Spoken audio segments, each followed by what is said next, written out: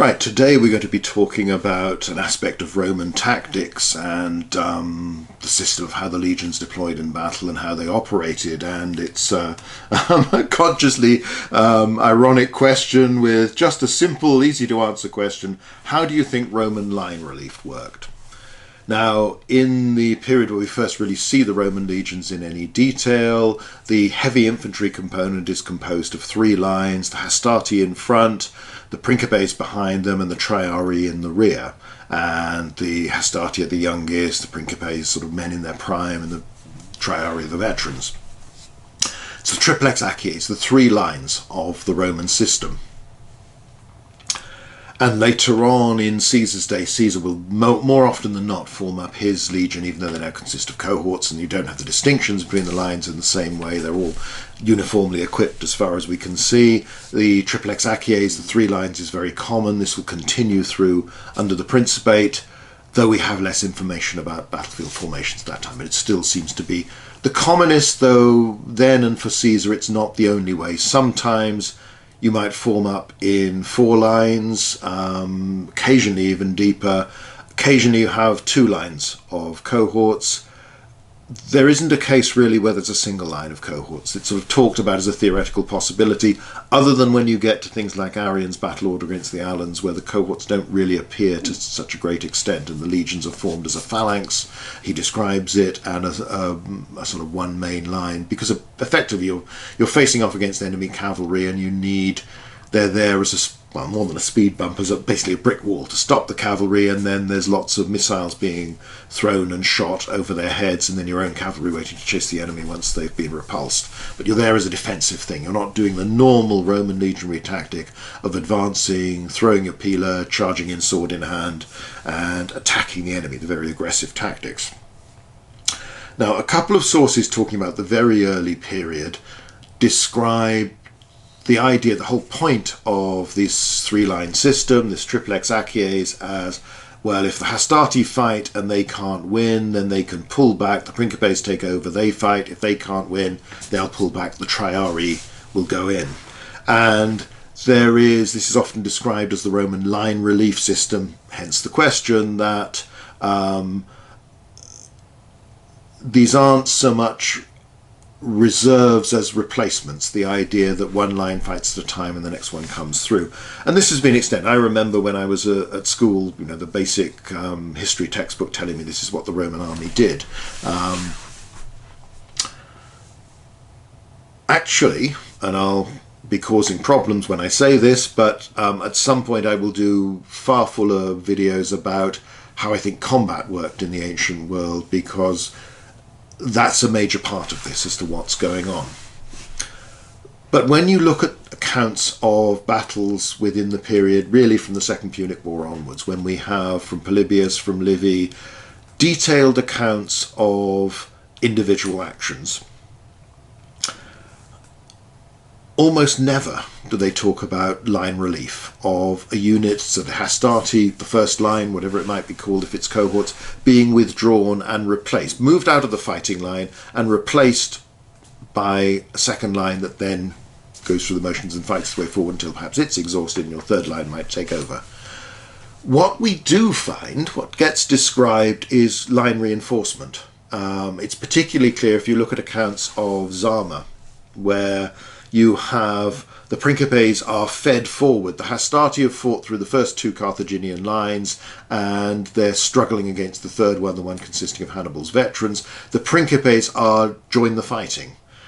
There's no indication, no suggestion that the hastati have been withdrawn. It seems to be that the principes are, in some shape or form, fed into the fighting line, reinforcing it. Fresh troops, new momentum, pushing forward, and they will win. They're helped by the fact that the triarii are used on the flanks to outflank the Carthaginian line, because the Romans have already taken out Hannibal's cavalry. This is what seems to happen. It's not about replacement, it's about reinforcement. So that raises different questions as just how individual maniples or later cohorts are deployed, and also what happens to them when they're in close contact with the enemy, how long these fights go on, what it does to formation, to the numbers involved, and just what it meant, because it's hard to imagine if you've got a anything like a sort of fairly rigid formation still there in contact, of how another one could move through it and replace those men in the fighting. But there have been various theories over the years, the same way as you had the one that's wholly invented, the idea they actually tried to show in the HBO Rome drama series of the individual ranks actually changing places and people taking turns and coming in when they're refreshed, taking over, replacing line by line. That's not described in any ancient source. Appian talks about a battle in 43 BC where there are sort of lulls in the fighting, where men who've been wounded are replaced in the front rank by fresh, uninjured men. There's a case in Caesar's first campaign in Spain in 49 BC where the Pompeian sees the high ground moving faster than Caesar's men can. He sends up some cohorts to face them, and over the course of quite a few hours, this is one of the few cases where he does seem to talk about troops being withdrawn and replaced by others. Not by whole lines, but by cohorts, probably. The whole combat seems to be a fairly tentative thing that's predominantly conducted with missiles, perhaps with charges, withdraw a little, then you halt, you rally, perhaps with bursts of fighting. Sadly, there's not enough detail to tell us fully what's going on. But that's one of those few cases where people are pulled back from the fighting. And you get it commonly when he's talking about sieges, where he talks about how the attackers are able to launch assaults, wear down the defenders, but there are more attackers, so it's easier for them to pull back some troops and replace them with fresh troops, as gradually his legionaries defending get worn down because they don't have, they're spread too thinly and they don't have the reserves to do that. But that's again a different situation to an open battlefield. So to some extent, line relief is something that as people have written about the Roman army, and then it's become one of those factoid things that gets repeated again and again and is assumed to be something the Romans do, partly because a lot of historians have this problem with, well, why are you deploying in three lines? You know, the Greeks don't do that. They form one deep phalanx. Why don't you just do that? Surely that's effective. Again, they often don't really understand the whole idea of reserves and how, again, it extends through to the modern day. Any sort of commander at any level is going to try and keep something back, so you've got some fresh men to add to the fight to try and give you an edge as long as possible. And once you've committed all the reserves, obviously that's a nervous moment because there's less you can do from that point on. And if there is a sudden crisis somewhere, you haven't got anyone either to plug a gap or exploit a gap in the enemy line. So I don't think lines get replaced very often at all. There are some battles in Livy and elsewhere, whether in the Punic Wars in Spain, where he seems to be talking about sometimes an army on the march bumping into the enemy. And their unit will start an ala perhaps at the front, or one of the legions will start, and then another one will come through it or join it in the fighting line. Once or twice he hints at replacement, but it's not entirely clear what's going on. These again seem fairly fluid actions, but as I say, the problem is a lot of this comes back to how do we imagine and understand what is actually going on, what infantry combat in particular in this period is like, and how these units behave, because it's only if we understand that we can get a sense of, well, what are the tactics, how do they work, what is really going on. Now, this is something I've been working on since I did my doctoral thesis, so it's been an interest of mine for many years. Other people out there doing similar things, Phil Sabin, Fernando Caseda in Spain. I think there are bits where places where we differ in our opinions, but there's a lot more in common. But there are other scholars out there who just don't see it this way at all. One of the big problems is we tend to see, you'll do a nice plan of a battle in a book, and it'll be nice neat rectangles that are shown depicting a legion or a cohort or a maniple or lines of the same, and we move them around tactically. You can show these are the manoeuvres of Hannibal's men at Cannae, Scipio's at Zama, Caesar at when he's fighting the Helvetii, whatever it might be. Translating that, that's very stylized, very simplified to try and understand a reality of thousands, perhaps tens of thousands of men manoeuvring, fighting. A lot of ancient accounts will talk about a battle going on for a long time, but what does long mean? Vegetius talks about 2 to 3 hours being typical for a battle, but when do you start the clock? Is that from the first charge? Is it from when the armies start to deploy? How much hanging around is there? Battle of Pydna was supposed to be over in an hour, which was unusually fast. But again, men can't physically fight for a very long time without needing some sort of pause and some need to draw breath. Watch fencers, the speed, and that's without armour, really. I mean, they've got some protective gear, but not heavy armour, without the heavy weapons. How quickly they're exhausted. Martial artists, much the same. There's only so long you can do this, and that's without the stress factor, and I suppose the adrenaline factor as well, of somebody actually trying to kill you. So I'd move towards a model with rather more lulls in the fighting, pauses, probably more gaps between formations as well. And it's within those sorts of questions that I think you can start to see how you could reinforce a fighting line. And also it gives you an idea of what might be going on with the troops that are actually in contact.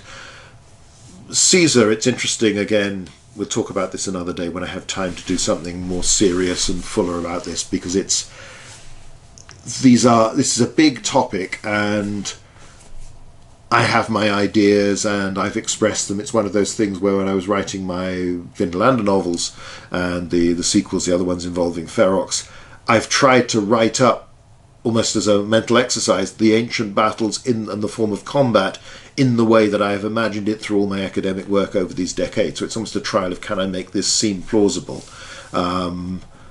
So those are reflecting my views, but it depends upon so many other things. It depends on how people behave as individuals and as groups in these battles, and what is actually going on, what we mean when we talk about. There, so often, it's even worse when you look at, worse is the wrong expression, but it's a little bit more artificial. One obsession of many people who work on Greek warfare is the depth of formations. And just what was normal for a phalanx, and what was the space occupied by a hoplite. There's a majority is it's about 3 foot or so. It's fairly close order, but there is another school of thought that holds for something much looser. A few even that hold for something even tighter as a regular thing. And then was 8 ranks as it's the most commonly mentioned depth for a Greek phalanx, but is that what they're really doing? And if so, why? What do the rear ranks do? That whole question of the shove, the hothismos, in hoplite warfare, and then where does that leave us? Is this, how do we understand that, and how do we understand other types of hand-to-hand combat? It's one of those big problems, is that obviously modern warfare has not seen massed infantry formations clashing and fighting hand-to-hand for a very, very long time. And there are very few detailed accounts of what it was like from the periods where that did happen. So therefore we're trying to imagine something that we can't really see or test, and we don't have enough modern analogies with. So lots of problems, lots of issues, lots of things to talk about. I will get around to all this, but that's my sort of first answer, is that, as I say, I don't think you're replacing lines, you're relieving them, you're reinforcing them, which, again, line relief can mean that as well, but that's what I think. I think it's reinforcement is the main thing, and I think it's happening because the battle line, and not necessarily individual formations, is rather more open than we sometimes assume, and that the longer units are in contact, the more their formation dissolves, the more people drift off to the rear, which is something Caesar describes at the Battle of the Sabis, drift out of, these men are drifting out of missile range, and it's a phenomenon that you would see, and you have eyewitness accounts on 18th and some 19th century battlefields of people gradually pulling away from it, and there being more space than you might think. But anyway, lots of issues, lots of factors, lots of things where I am guessing, and this is the basis of my interpretation, but it isn't necessarily the way everybody thinks about that. But those are all for, I would say, another day, but I suspect it's more than one other day. These things are quite complicated. But if you want to have a look at my main thoughts on this, a lot of them go back to my book based on my thesis, The Roman Army at War, from back then in 96. I haven't profoundly changed many of those ideas, though I've modified some of them in the years since then because of new evidence or things I've spotted and other people's discussions with others and their ideas as well. And if you don't mind fiction, then have a look at some of the Ferox novels, because the battles I try and describe there are as I say, they're almost like a sort of exercise in trying to show what it is I've been thinking about, what it is I've been arguing for all these years. So anyway, I don't think you expected a simple and full answer and complete explanation in one go, but that's giving some idea of my thoughts on the matter, and we will return to this. So that's it for today. Thanks for watching.